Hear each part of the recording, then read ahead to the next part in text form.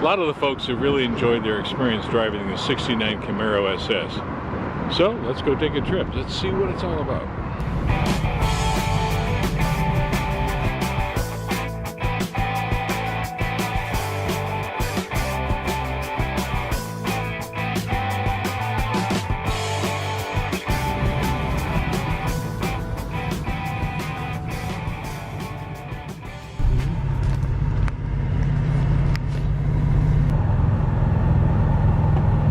Well, we're in a 1969 Camaro SS Super Sport.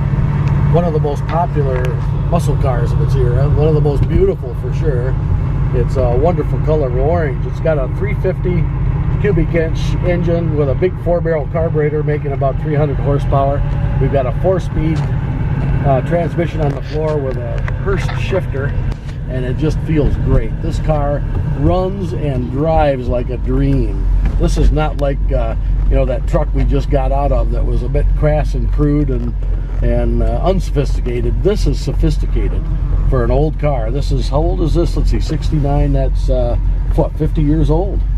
And it just drives like a new car almost. It's wonderful.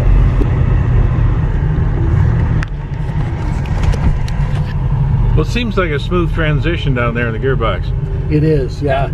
The gearing is a little tight, but that's the way everybody liked it back then. There's not a lot of difference in the, not as much difference in the gear ratios as in some cars, but it was called a close ratio 4-speed back in the day, and it was, you know, for performance primarily. And this one just feels very, very nice, very well designed, very well thought through.